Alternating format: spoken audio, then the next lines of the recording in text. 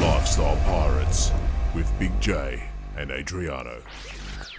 Right, good morning, Squire. How are you? Yeah, I'm good, thank you. Yeah. Excellent. So we're joined here this morning by Campbell Aitken, who is the head coach of the New South Wales Women's Waratahs rugby team. That's a mouthful.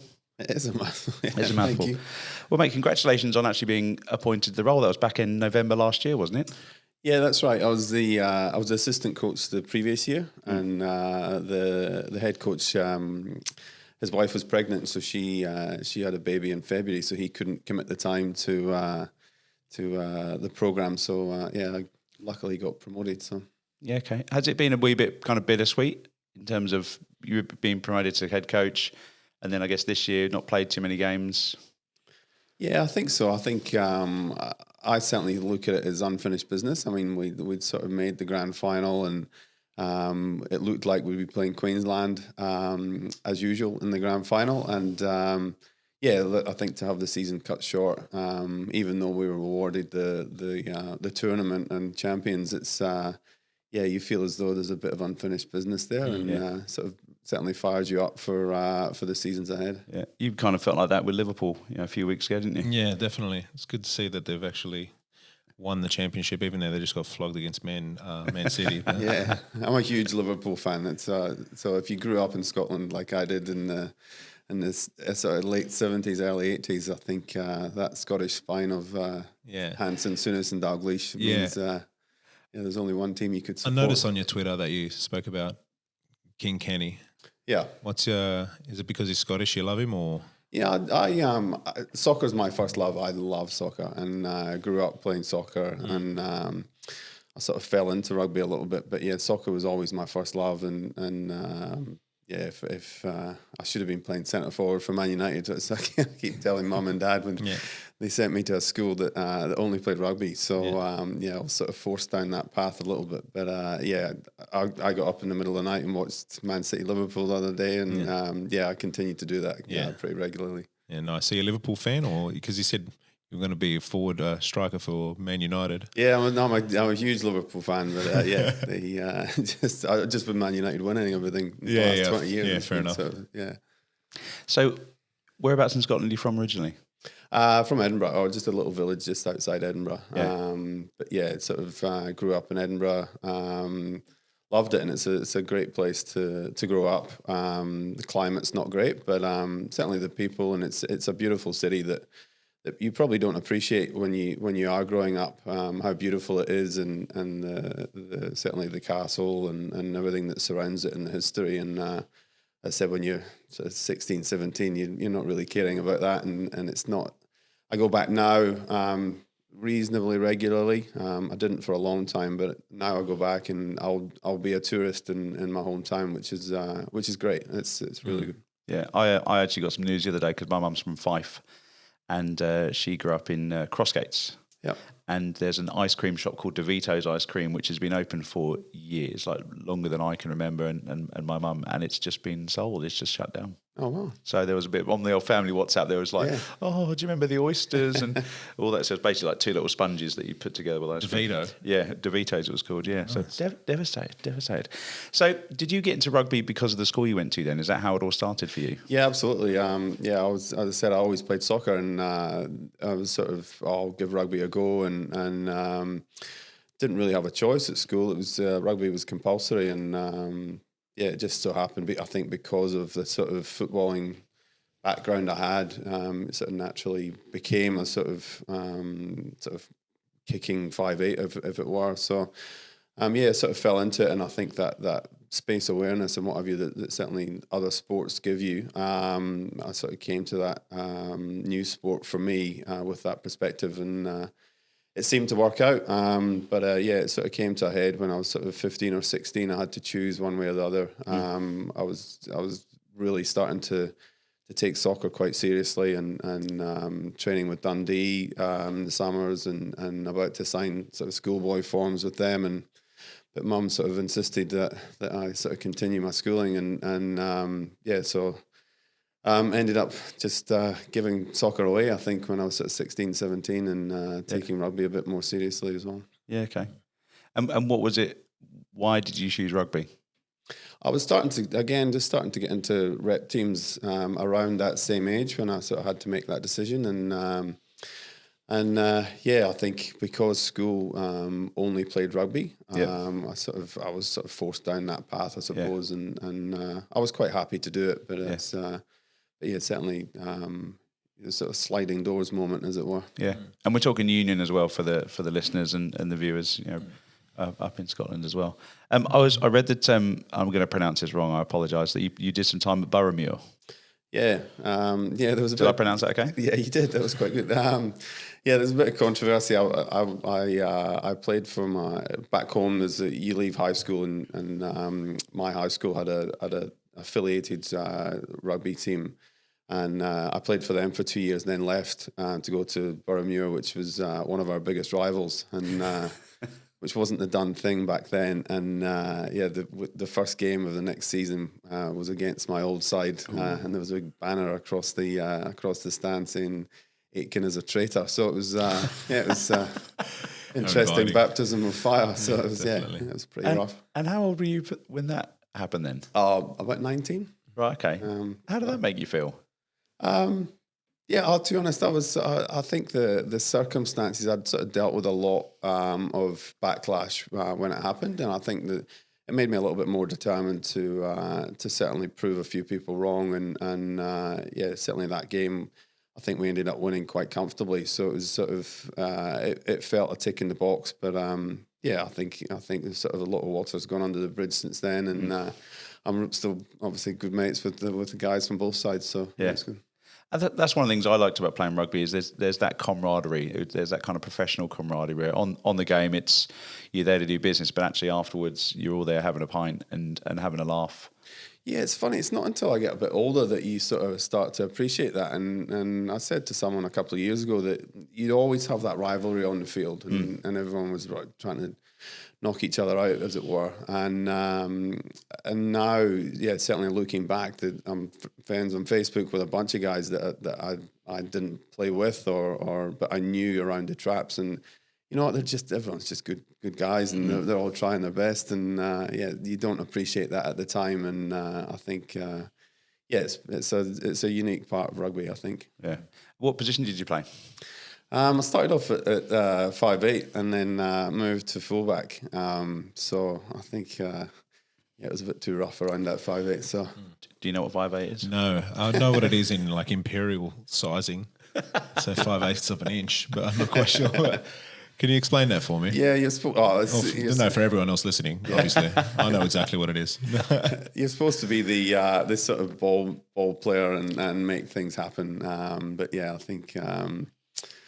And then we moved to fullback, and fullback's a sort of quicker guy and get a bit more space at the back. So certainly 5'8" is the sort of pivotal player in the team that make things happen. Yeah, right. It's like a quarterback. Yeah, or a number 10 in soccer, for example. Yeah. Oh, okay. Now you speak my language. Yeah.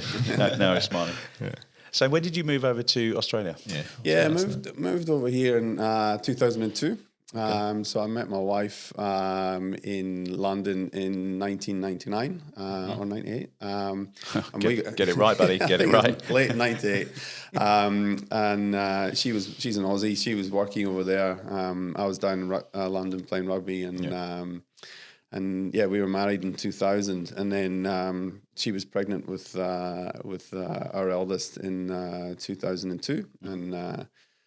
So we sort of reassessed and thought, do we want to bring up a kid in London, or do we want to bring up a kid in Edinburgh or Sydney? And for me, I was sort of really forced the Sydney thing through because I wanted to change. And I'd never been to Australia before, and I was sort of keen to check it out. As everyone said, it's a big risk because you've never been there. I was like, tell me one person who's ever come back from Australia and said it's crap. Yeah. So so it was a pretty easy decision for me to make, and we certainly haven't regretted it since. So. Yeah, nice. So why did you choose women's rugby for coaching? Yeah, I coached men's rugby for about 5 or 6 years, and coached first grade for Eastern Suburbs in Sydney, and then work commitments and family commitments probably meant it was a bit too much, and so I took a step back for a year or two and did a bit of coaching on the side, and then I was on the board at East, and I said, look, it's when was it, 2017? I said, look, we really need to have a women's team, and it's not good enough in this day and age that we don't have one. And yeah, everyone sort of looked around and said, yeah, good luck with that. So I think it was a case of, well, if I didn't do it, then no one else would. And it was more a case of, let's broaden the scope of the club away from just purely men. And we were certainly noticing pretty ordinary behaviour from some of the players, and not something that we wanted to see part of the club. And that sort of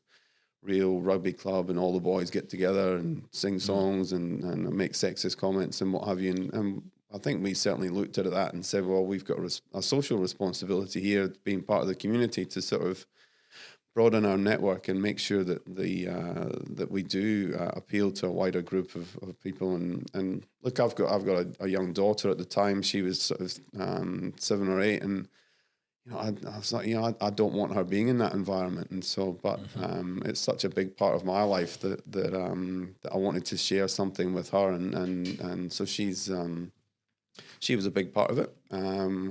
And my wife's a huge advocate for equality and inclusion, and she does a lot of work on the corporate side of that. So it was just sort of married up that's the way it came, and it sort of fell into my lap, and I love the challenge of it. And I think if you're sort of enjoy the coaching side of it, you become a teacher, and certainly the women I've found have a willingness to learn that potentially the boys don't. The boys come with preconceived opinions of how they should play, and they've been told for the last 15 years how great they are.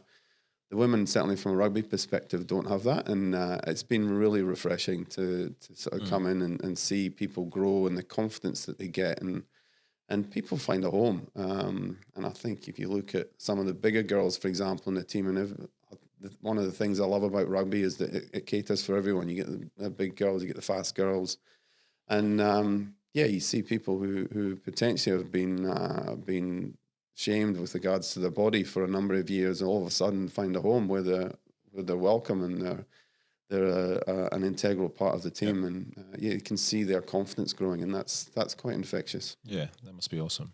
So what are the major differences, other than the one that you just mentioned, between the male and female sort of coaching strategies and stuff? Are they very different to coach? Yeah, I think they are. I think certainly it's. I don't want to be condescending, but it's sort of akin to some sort of junior rugby where there's a lot of them have never played before. So you're teaching someone how to pass the ball when they're 22. Whereas the men, if you're coaching men, that doesn't happen. They've been playing rugby for a number of years. So it's genuinely back to basics and teaching people the core skills. And game sense is a big issue, where boys have been playing rugby for a long time and they have that natural game sense. Whereas women, again, new to the game, it's foreign. There's a lot of laws, which is one of rugby's big flaws. But yeah, it's a very complex game, and coaching the women to understand that is a long process, and you've got to be patient. You've got to be positive. But yeah, I think I do think that a lot of the times the men that coach women's rugby tend to be the last man standing. So they fill the first grade, they fill the second grade, fill the third grade, and they've got a women's team. So, who's going to coach the women's team? And some guy will put his hand up. But it's actually the women who actually benefit more from the best technical coaching, because they don't have those core skills to start with. So you're kind of starting on a blank canvas. Yeah, and that's great. And it's, and their willingness to learn is unbelievable. Their work ethic's great, and and that's rewarding as a coach when you've got people who are open to learning, and no bad habits. And that was and I look back on my career, and it was like, it's probably one of my flaws that I potentially might have been difficult to coach. I don't know, and I think with certain coaches I probably was. So. Yeah. So the launch of the female rugby team, in was it East? You said East, yeah. Was that kind of pioneering for Sydney? Are there other? No, I think were there other pockets? There around are, yeah. I Australia? mean, teams like Sydney University, Parramatta, Campbelltown, Warringah. They've traditionally been really, really strong and still continue to be really strong. And I think it's sort of playing catch up for us. And it's sort of they've been pioneering not pioneering. They've been playing since the early 2000s. Yeah. They just don't get the exposure. Yeah. But there's been a lot of demand, and I think certainly the Australian women's team winning the gold medal at the Olympics has been the catalyst for growth, and people all of a sudden look up and see them. And I look at the women's team now in the sevens circuit, and I'll recognise the players before I recognise the male players. So that's good, and Aussies love winners, and that's what it's all about. Yeah. Nice. Changing codes to football, soccer. Yep.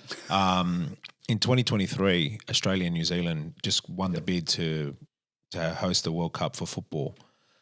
What do you think that's going to do for women's sport in this country and New Zealand? I think it's a great thing. I think it's going to be awesome. I think it's going to be amazing. I as soon as I found out, I tweeted about it, and I think it's going to be amazing to have the best players in the world coming here. So seeing the Aussie fans, and I include the Australian team as the best players in the world. You've got amazing players like Sam Kerr, who's the match of any soccer player globally, and to see her playing on her home soil against the best in the world. I mean, I'm super excited about it, and Same. waiting to see that American team come over. They're amazing from pioneering perspective, and you look at the crowds they get in America. If we can start matching that from, it doesn't matter what sport it is, for the women, if we can just get that more exposure for them, then it's great. Yeah, it's even for all codes. Well, I know for football, it's sad to see stadiums that aren't filled. Why do you think in this country our support group for going out to a match on Sunday or Saturday or whatever is not as good as what it is in Europe? Europe, you see stadiums packed door to door. It doesn't matter what football team it is, like if it's in the local area, like people will support it. Why do you think we don't have that here in Australia? I just think there's other things to do, I think. And I think in Australia, certainly in Australia, what I've found through rugby is, A, you have to be winning, and B, then winning doesn't become enough. You've got to entertain. And it has to be that constant entertainment value. And you look at the growth of the Swans, for example, of the last 10 years. They've made the finals every year. All of a sudden, they're playing in front of a full stadium every single week. They missed out on finals last year. The stadium's empty, long before the finals come through. And I think certainly in Sydney in particular, we've got quite a fickle sporting audience, and the teams have to be winning, and the marketplace is just too big for everyone to win. So it does get disappointing, and that's you look at Europe in particular, you see win, lose or draw, the stadium will be packed, and I think that's They've got that culture. They do have that culture, and it's that's their thing. It's a Saturday out, and they'll travel to, I don't know, people from London will travel to Leeds or Bradford to go and watch the football team, and that's their thing that week. Whereas, certainly in Sydney, we're sort of spoilt with a number of other things to do, and as soon as you have a family, you're not taking your kid to Newcastle to go and watch the Eels or the Roosters or what have you. You're sort of you're going down the beach, and So the beach gets in the way of the culture, eh? Yeah, I think so. Yeah, just and that's a different part of the culture, and I'm sure they look at our culture and are quite envious of that as well. Yeah. So it's I'm not sure what the happy medium is. Yeah. There's also a number of codes as well here, which was one of the things I found. In the UK, we would, you'd go to the Formula One maybe, or, you'd go motor racing, you'd go football, rugby, summertime cricket. Whereas here, you can do that as well, but then you've also got your AFL as well, and rugby league is a lot bigger over here than it is in the UK as well. Or league is more up north, so I think that doesn't help as well, because you've got a smaller population and you're diluting it across 7 or 8 different sports. I think the exception to that is probably Melbourne with the AFL. I mean, that's you've regularly got clubs with over 100,000 members, and to have a club game with 70,000 to 80,000 people turning up is pretty special, and I think they've got a lot of those tradition. And that's that traditional Anzac Day clash, for example, between Collingwood and Essendon. I mean, it's 100,000 people, And I think potentially that's probably the link back to Europe, where you've got that tradition. That's what people do. Whereas here you potentially don't have that. And to your point, especially in Sydney, there's a lot of choice. And Yeah, Melbourne does seem to have a lot better sort of culture and sports sort of backing. They just can't really nail COVID, but everything else they're really good at. Yeah. Exactly. They've not got the beaches, have they? Unfortunately. So on that as well, because let's talk about making sport accessible. I mean, the removal of the Allianz Stadium is not going to be helping what we've just been spoken about, right? Because you've now got to make that commitment to go out to Homebush. That's a full day travel, back and forth and all that. So, do you think that's going to have an impact on the sports? I think it'll have I think potentially short term, but I think overall it'll have a positive impact in sort of medium to long term. And I think that's when you're building new stadiums, that's what you do it for. And I think that new stadium will be amazing. And being obviously a sport nut, that's I was obviously pro it being built. I know there was a lot of conjecture around it, but I think if we are going to become a genuine world-class city, and from a sporting perspective, you need the facilities and they need to be accessible to your heartland. And I love the new stadium at Parramatta. It's a great venue. It's unfortunate that half of Sydney think that's too far to travel. It's not. It's a genuine day out, and it's a great experience. And I think that elitism that tends to sort of signify sport around, certainly around rugby, is people won't travel west to go and watch. And it's a shame, because it is a great venue, and there's lots of great sport that goes on out there. How important would you say, I guess going back to what you were saying about having your daughter and trying to provide a kind of a journey for her and a vision for her, how important would you say female role models are to girls and boys that want to get into the sport? Yeah, I think huge. I think those Sevens girls, as I touched on earlier, are amazing. The AFL girls are doing an amazing job down in Melbourne. The growth in participation for girls sport is off the charts, and I think certainly sponsors are now starting to realise that, and that's where we've certainly found at East that if we've found sponsors walking away if we didn't have a women's team. And Really? I think that's where groups who don't think like that, it'll be an issue going forward. But yeah, those role models. I mean, you can look at Sam Kerr, as I touched on. You look at Charlotte Caslick or Shan Parry, for example, in the women's sevens. These are amazing athletes, and that can only be good for our girls. And you see it in the corporate life as well, where you see successful women. I mean, women need to see successful women to have that sort of confidence to go forward, and it is that confidence factor. But we still see a huge drop off in participation from girls around 16, whereas the boys tend to continue to play sport. There's a sort of almost a stigma about girls playing team sports beyond 16. It's sort of become uncool, and I think the more we get those Sam Kerrs and Shan Parrys and Charlotte Caslicks as those role models, the cooler it becomes. Yeah. And I think that someone like Sam Kerr is amazing. And if my daughter's got a poster of her up on the wall, I was like, great. Yeah. She's obsessed with Alex Morgan at the moment, who plays for the US team. And so, yeah, and it's great. And I certainly encourage that. Yeah, and I guess Ash Barty on the tennis side of things would be another great example, right? So, and we grew up with role models in our chosen sports. I mean, sure, you guys and sort of motor racing and what have you, you'd have your idols. I mean, I had Kenny Dalglish posters all over my wall, and I would still have them now, but my wife doesn't. but it seemed a bit weird. But it's and those are our role models and our idols, and that's certainly. It would be good to see more of that from the female perspective. Yeah. So, looking at your LinkedIn, you seem to be quite a philanthropic sort of guy. I noticed something about the White Ribbon Foundation, that you're an ambassador for them. Can you tell me a bit about that? Yeah, sure. I think I've been there for about 7 or 8 years now, and it's certainly something I'm passionate about. And it's White Ribbon's a charity set up to speak to men about violence against women, and and certainly I go around various workplaces or sporting events and speak probably 2 or 3 times a year, basically encouraging men to think about it and think about their actions, and it's okay to speak up about that sort of thing. So look, it's something that was probably driven by my daughter and my son in particular. So I want him to see that I'm standing up against that sort of thing, and I want his friends to see that, and it's certainly aimed at the males, and being a sort of rugby guy and quite a big guy. I think it's important that we speak up about the violence against women and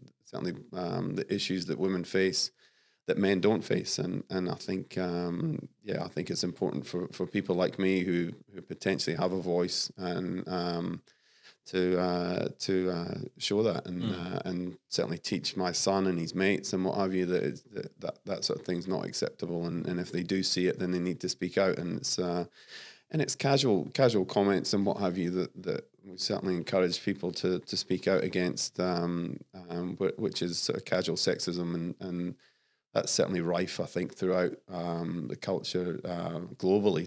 But it's not just restricted to Australia. And I think, if we can speak out more about that, then that's great. And so I think my last gig was at a building site on a Friday at lunchtime, and everyone's standing around in their fluoro vests, and I was actually dreading it. I was like, this isn't going to go well. And I spoke for about 10 minutes, and I said, look, if you guys do nothing else, take a selfie with this sign, and it was a white ribbon sign, and when I left, there was a queue of people taking a selfie and posting it on their social media, and I think that's important. Those small steps just to get that word out that it's not acceptable, and the more we can do in that, the better. I mean, what kind of feedback do you get from those sessions? Are people asking questions? Are they? What kind of responses? Because obviously, when you're talking, you would be observing, people engaging. Are they? What kind of body language? Yeah, I think the men certainly shrink a little bit, and the women, you can see the women sort of grow a little bit. Most of the questions do come from the women, right? And a lot of it's why are you doing it, and all that sort of stuff. So they'll ask you, so they'll actually go, why are you doing it, right? Yeah, because it's unusual to see a man standing up and talking about that sort of stuff, and certainly the men. I think the men sit there and thinking he might be talking about me with regards to casual comments and casual sexism, and I think that's they tend to get a little bit sheepish. But I think if that makes a change for one person, then we've got to keep going with that. And I think the comments are positive, and I mean it's certainly something I'm passionate about, and we'll continue to push. Awesome. I bet you would have heard a lot of sexist comments in locker room chat. Was that like a major sort of catalyst for why you're an ambassador for White Ribbon? No, it was more yes. I think yes and no. I mean, I partook in a lot of those comments and certainly laughed along and because that was the done thing. And to be honest, I was young and naive and didn't really sort of understand what I was talking about, and it was just the way it was. And I think the world's changed, and certainly having a daughter now is I want her to grow up and feel she can express herself without any comments and or any physical abuse or mental abuse or financial abuse, and I think that's that was the catalyst was probably my daughter, I think, and that's certainly what drives me forward now, and I think having been part of those conversations previously, do I look back and regret it? I think it was the time and place, and I think certainly I've grown up and now understand that those struggles a little bit more, having seen struggles from my wife and the corporate perspective, and then obviously I don't want to see that for my daughter. Yeah, definitely. Going back to something you said earlier on, back on the field, you were talking about how sponsors almost expect a female arm to a club, for want of a better way of putting it, a female team. I saw that the Australian rugby team are actually currently ranked 5th in the world, and the Wallabies are ranked 7th. Why this wave? There seems to be a very empathetic wave towards female sports. Why do you think that is? I think because it's new, and I think and they win. That's simple. Yeah, it's pretty simple. Yeah, so as I said earlier, I mean, Aussies love winners, and if you win, then people will come and talk to you. They'll talk about you, and that's what you want. You want that conversation, and that's what sponsors want. The women are fifth in the world, and they're all entirely amateur. We have women at the Waratahs who bring their kids along to training because they don't have any other option. Yeah. Or people who are finishing training and going to work night shift in a warehouse, and that's the sort of bit, and they get paid not a cent. And it must be quite tough for them, because I think that we walk in every 3 nights a week, and the boys are getting massages and what have you. They finish training for the day, and the girls have finished work, and they're coming in, and the girls win, and they've sort of, I think that must be hard for them to mentally process. It's almost like so like football back in the day. A guy still had a 9 to 5, and then went to football on the weekend, or played on the weekend and stuff like that. It's weird. It feels like the female sort of sport has taken a while to catch up. Why is that big division? Like, there's a big division. Like, you mentioned how people, like, some of these girls aren't getting paid. Why is, like, typically a male sport a higher paid sport than what a female equivalent is? It's just bums on seats and viewers. I mean, I think the and a lot of tradition as well. Yeah. I think until a lot of more people come and start watching women's sport, then I think it's hard for groups to sort of have that investment in the women's game, because the return isn't there. But I think a lot of people need to be looking at a longer term investment, and that's what the growth and the participation and then the money that will come, whether it's 5 years down the line or 10 years down the line. People make decisions based on what's happening next week or the week after, and I think I think the bums on seats is the big thing. I think you see the growth in AFL in particular. Certainly the first year it was around, there was queues around the block to get in, and they were overwhelmed with the crowd. Now the games probably haven't lived up to from a performance perspective, and so the crowds are beginning to dwindle a little bit, and that'll be a challenge for the AFL going forward as to how they make the game a little bit more entertaining, because it's slower and they just, whether they have to tinker with the rules or what have you, I don't know, but certainly that is a challenge for women's sport, and I think we need the good players playing here. I know Sam Kerr's overseas now, and Ellie Carpenter's just signed for Lyon yesterday, which is amazing. But it'd be great to see these women playing here. Yeah. You mentioned that actually in one of your interviews I was watching, where you were saying, I think your team had won the game, but you were talking about actually making the game attractive from a spectator side of things. How do you finesse that in your training and coaching? Do you know?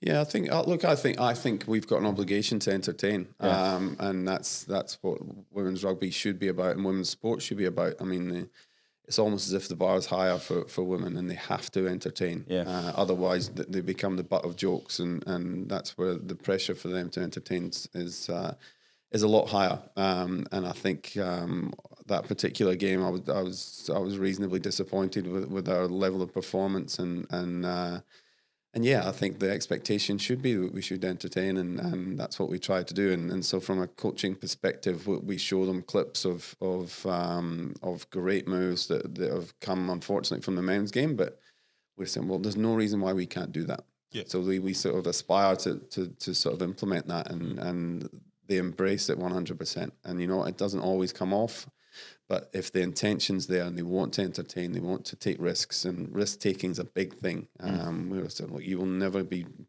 given a hard time if you take a risk, because we want you to take risks, and that goes against the grain a little bit from what people have been taught previously. But it's certainly, I think, in New South Wales, where the competition for viewers is high, you've got to make your product worth watching, and I think we put that expectation on the girls. Yeah, and sorry, go on.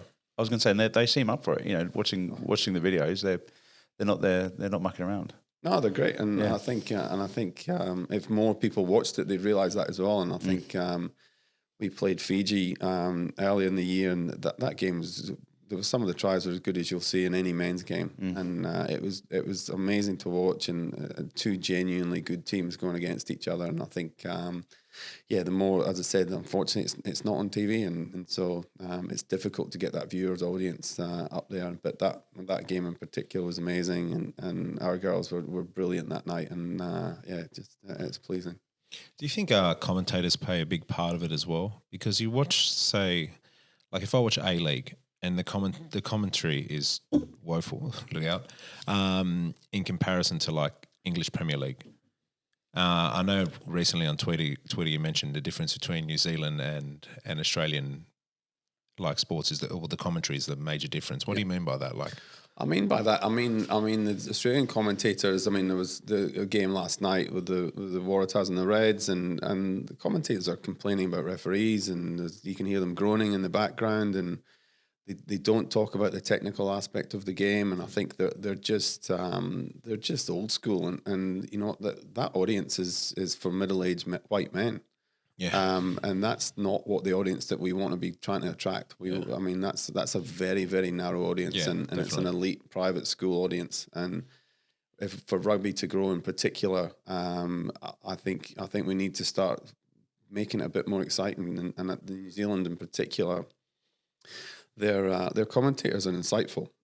They give you when I watch rugby from New Zealand, I think the standard of rugby isn't that much different from Australia, but the commentating makes it better. Yeah. I mean, they're invested in it. yeah, I watch a lot of rugby league, and ultimately it's quite a dour game. I mean, it's 6 tackles, then someone kicks it, but the commentators make you sit on the edge of your seat and actually make it look exciting. And rugby league's certainly a game that looks better on TV than it is live. If you watch it live, and actually at the ground, it's you realise it's a pretty basic game.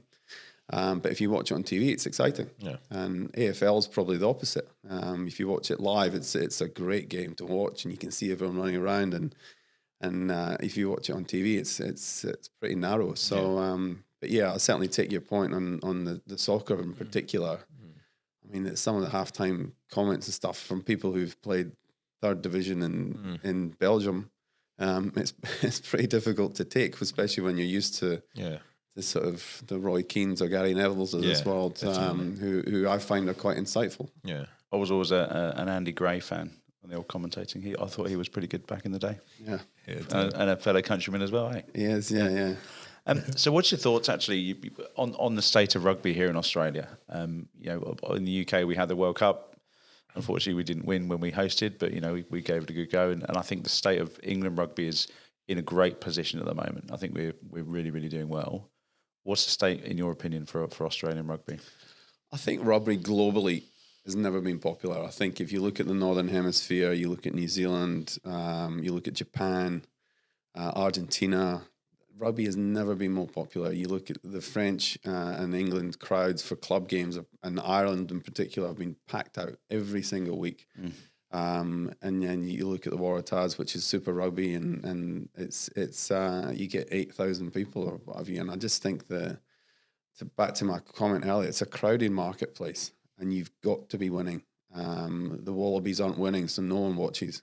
No one gets up in the middle of the night to watch them play in Argentina or in South Africa, and it then detracts from the audience. And I think certainly that audience for it's limited to Fox Sports, for example. It's not on free to air, so again your numbers are limited. But yeah, look, I think we've sort of Australian rugby was always a little bit more inventive, and we always had to think outside the square. And if you look back to the sort of 80s, 90s, early 2000s, that team around that sort of from sort of 99 World Cup through to 2003, they were an amazing team and the best in the world. The Wallabies would regularly play to sell out crowds. The Super Rugby was brilliant. There was a lot of people watching, and I just think we've turned the public away from us, and that's basically for Australian rugby to be good, the Wallabies need to be winning. And we've just lost our way a little bit with regards to coaching and player retention and rugby league sort of certainly filled that void where you've now got a number of school kids playing schoolboy rugby who've already signed contracts for rugby league when they're 15 or 16. And there was a kid last week who signed a 1.7 million contract for South, and he's in year 11 at high school. And I mean, there's no way you can compete with that. And I think where you've got a limited population, you've got three certainly major codes from a physical point of view. So AFL, NRL, and rugby. Rugby's always going to be the poor cousin of that, and I think that's where we've got to sort of try and change and retain our talent. And I think a big part of that is the Wallabies winning. Yeah. And if you look in New Zealand in particular, every single dollar goes into the All Blacks winning. Yeah, and if the All Blacks started losing, I think you'll see that their interest in rugby would go down pretty quickly. And I think, they're certainly fortunate. But in England and France, I think that tradition now is coming back where rugby's becoming entertaining. Yeah, and I think we've sort of lost that a little bit with rugby. Yeah, so I guess it's that catch-22, isn't it? Because you want to go and get them at the grassroots. But if there's no money, if there's no one watching it now, then it's hard to justify that investment and that journey on some of these kids that are coming up through schools as well. Yeah, and I think you see it certainly in Sydney now, and Sydney's always been the heartland for rugby union. Yep. AFL the kids are all playing AFL, yep. And ultimately it's the mums that make the decision as to where the kids what the kids do for sport, and they're all playing AFL, and it's simple stuff like you get a free backpack and a ball. Who doesn't want that when you're 5, 6, 7 years old? Yep. And it's great. And I've had the arguments with mates who are AFL diehards, and I just don't get it. It's a parochial one state game that's never played globally, and they just say, you've just got to play the game. It's the best. Yeah. And I think it's funny. I think if I grew up here, I probably would have had a crack at AFL, and have you ever probably quite enjoyed it. Oh, sorry, I played it once, and it's an experience I never want to repeat. Just for the simple reason, it was a bunch of dads who I got a little bit overly competitive, and no way, I don't believe that for a second. Well, it's funny that my son's club said, right, we're going to have a dad's game. Yeah. Against another club who wants to play. And so the email came out. Within 3 seconds, I'd responded, yeah, I'm in. And then I get an email the next day saying, oh, sorry, you were too slow and you missed out. I was like, hold on, 3 seconds. And then so I was like, right, sod it. So I went back to him and said, look, all right, that's fine. I said, what if I put a team together and played your team? And he was like, yeah, all right. So I ended up this thing. It should never. The kids should never have been allowed to watch it. But as soon as brutal. It was supposed to be touch, and as soon as people crossed that white line, their personalities changed significantly, and ended up one very, I won't mention it, very very high profile ex AFL player stormed off the field into his car and left, and during the game because sportsmanlike, someone had sort of put a target on him and hit him pretty hard. And then, so we had to, after that happened, we had to get everyone together and say, right, can everyone just calm down? Let's just finish this game and calm down. And the very next play, someone broke their leg. You're kidding me. And then, of course, the backlash came because I'd organised the team, and I was just, oh my God, I don't want any part of this. Yeah. So it was... that's my only experience of playing AFL, and I'm not sure. Organise a massive team of rugby players. Well, yeah, pretty much, yeah. And this guy, this ex-AFL player, was brilliant, and he was lording it over everyone. And one of the guys came up to me and said, next time he touches it, I'm going to get him. We'll take him out. No. And that's exactly what happened. And then stood over him and gave him a mouthful while I was like, oh my God. Well, so, just a casual game. Yeah, lovely. Casual Sunday. Dangerous. The kids are all crying on the sidelines, and it's great. Wow. So to go back to play devil's advocate, I'm going to put you in it here. If you got a call to coach the Wallabies, what you mentioned earlier about the coaching, what would you do? I'd promote youth. I think Dave Rennie's going to be an amazing coach for the Wallabies. I think that youth aspect has been missing, certainly from the Waratahs. Queensland have done it really well in the last few years. There's a bunch of young kids coming through there, and I think Angus Crichton would probably be a great example. He now plays rugby league, but again, I think he was very close to signing for rugby union when he left school, and I think the Waratahs had turned around to him and said, well, you won't play until you're 22 or 23 because you've got to progress through. He'd won an Origin and played for the Kangaroos, I think, by the time he was 21. And I think that youth aspect, I think if you look at the Waratahs in the last couple of years, they've sort of held on to a few players who potentially were past their sell-by dates. And so as a young kid, you're coming through and you're leaving school, you say, well, do I want to go there or do I want to go rugby league? And rugby league's got a history of promoting these young kids and giving them a chance, whereas rugby union hasn't. And I think the answer would be pretty clear that you'd go to rugby league to get that opportunity. But yeah, I'd certainly promote youth, and I'd look to be sort of get inventive a little bit and talk up the game. And I just think Aussies love winners. They love people who are just out there battling away.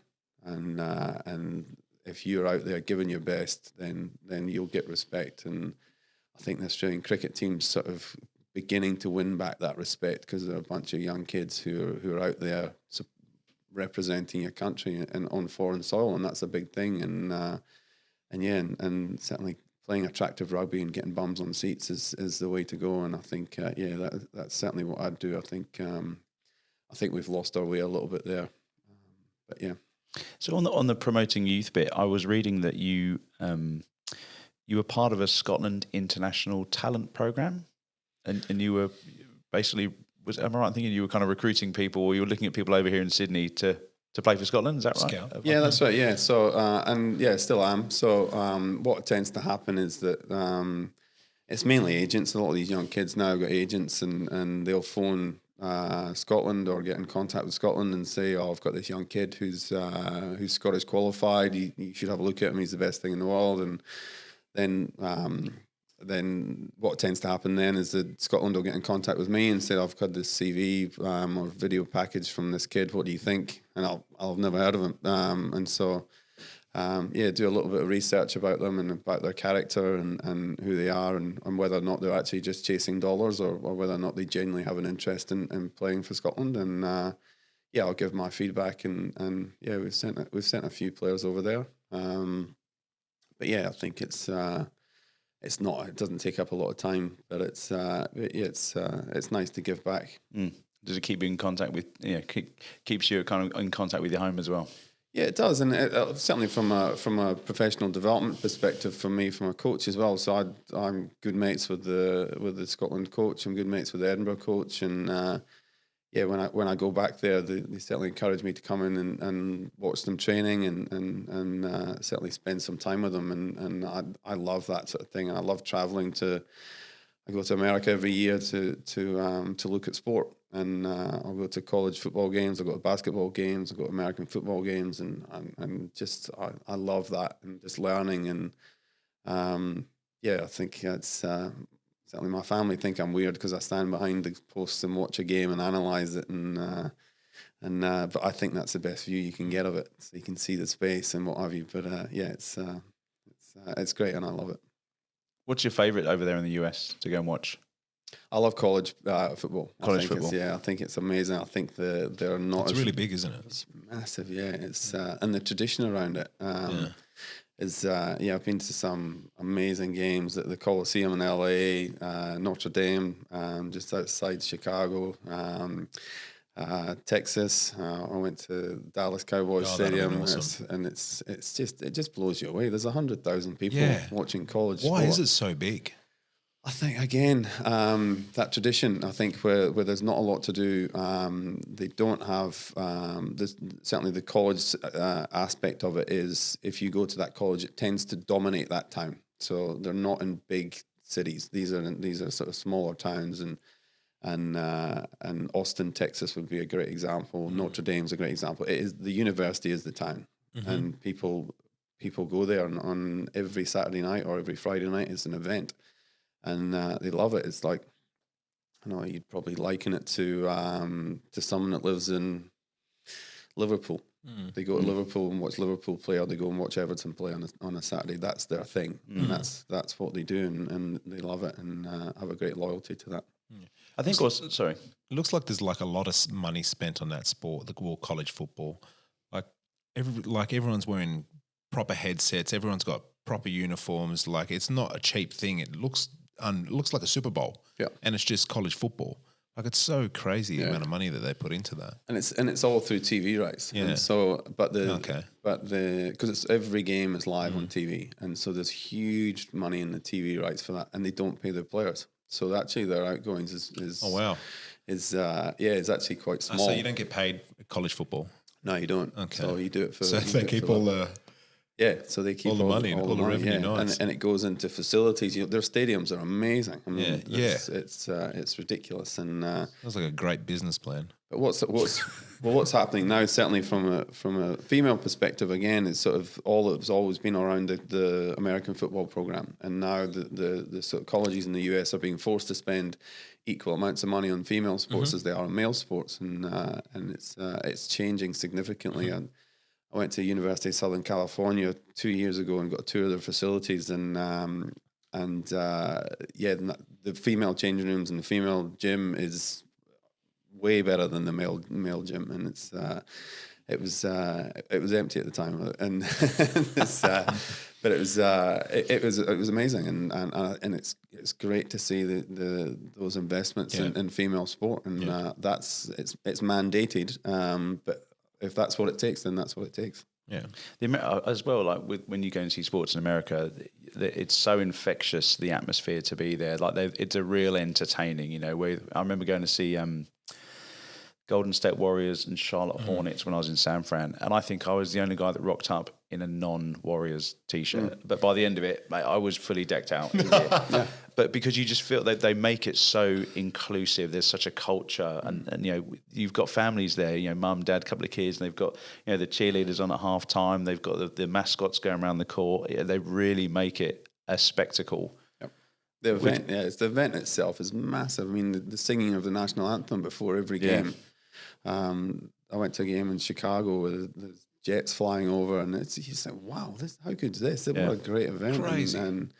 And you look at the Last Dance recently. I mean, you can see the infectious appetite that Americans have for sport, and I think that if we can learn from them, we'll do everything we can to do that. How do we get there?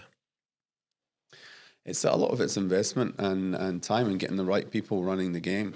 I think there's certainly, I can probably speak from a rugby perspective, and I've heard a sort of lot around soccer, is that there's a lot of self-interest there, and people tend to do what suits them and their views, and actually having genuine, proper people running these sports who've got the background in marketing and revenue generating and bring some credibility. I think that's that would be a start, and then just playing exciting sport. And I think we'll see that at the Soccer World Cup when the women come down. We will see genuine world class players and the events, and hopefully we learn from that. And those games, whether it be a minnow against another minnow.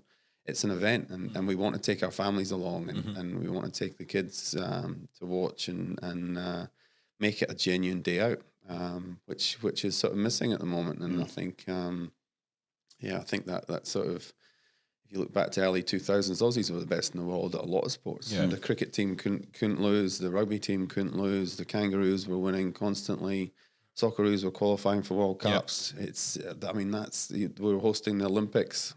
Yeah, you look back on that and say, that wasn't long ago, and how do we get back there? And I think we've got ourselves into a pretty ordinary state at the moment, and it'd be great to sort of have some sort of catalyst, and hopefully that hosting of that World Cup, a genuine world class event here, will be that catalyst. Yeah, I can't wait for that. Amazing, it's going to be amazing. Great tourism dollars as well, which is what Australia needs at the moment. I mean, I know it's 2022, but 23, isn't it? 23, And look, it'll attract a worldwide audience. Yeah. And that's our opportunity to showcase Australia to the rest of the world again. How's it going to work? Are they going to host games in Australia and New Zealand? Yeah, the finals in Sydney, but yeah, that'll be games on either side of the. That's pretty cool. Of the ditch. Yeah. Nice. Okay, mate. I was looking at your Instagram. You are partial to a selfie, which is great. I know you go to all those sporting events because I think you've got a hat on for every single sporting event. You must have a wall of snapbacks in your man cave next to your Kenny Dalglish poster. You're also a lifeguard or a Bondi lifeguard, yeah? Yeah. Lifesaver, yeah. Where the hell do you get the time for this stuff? It's funny, again, I sort of, about 5 years ago, I couldn't swim. And I was like, I live in Australia, I can't swim. In Scotland, there's absolutely no need to swim. Not unless you're looking for Nessie. Yeah, you actively avoid it. And so I thought, I think I found it quite embarrassing that I couldn't swim. So I spent the next year getting swimming lessons every Saturday morning at 6 o'clock at icebergs and down in Bondi. Not a bad spot. And in winter and the whole time, and I was determined to get my bronze medallion. That was my goal. And part of it, again, my son was going through nippers, and he was thinking of dropping out, and he was sort of 14 or 15 at the time, and he was losing interest, and I wanted him to be part of the community and give back to the community, and unfortunately I've got one of those sort of horrible volunteer genes that I'll put my hand up for a lot of things, and it's all about giving back, and I think I absolutely love it, and it's certainly being on the beach on a summer's day in Bondi, it's great, and I think a lot of it's actually welcoming foreigners to the beach and saying hi to them and making their experience great and making sure they go away and say, "Gee, wasn't Bondi great?" Yeah, and I've got again a passion around where I live and I want people to enjoy it, and I want them to go great experience. So if I see bunch of tourists with a camera, I'll wander over and say, "Do you want me to take a photograph for you with you guys?" And they love it, and and that again, it's sort of there's the community aspect of it. And my dad was a policeman when I was growing up, and for about 25 years, and he was back in the day it was a traditional, what was a UK bobby they used to call them, where there's that community police officers where the whole community knew them. And they were sort of they were friendly to people. They'd always say hi. They'd walk the streets, and it was a genuine respect for the police. And certainly, I think I look at that now, and I look at I'll translate that onto the beach, and I always say hi to people. Good morning. How's your day going? And I think that does make a difference. Definitely. I do get a lot of second looks for the accent. Well, mate, in all fairness, I've seen your Scotland budgie smugglers as well, which I'm sure you get some second looks on those. Yeah. You've clearly been working out, by the way. You want to leave? Well, look, mate, I mean, I've really enjoyed the session because you're not only a role model for your children, you're a role model in your community. You give back a hell of a lot. Role model in the rugby world. Thank you very much for your time here on Lifestyle Pirates. I really appreciate it, and continue to do what you're doing. I wish there was more people out there like you that just took the time and gave back. So thank you very much. Thank you. Thanks for having me. And it's great listening to you guys. And keep up the good work. It's been great. Thank you. Very much. Make sure you give us 5 stars in this one, eh? Awesome. Have a good one. Thanks. Bye.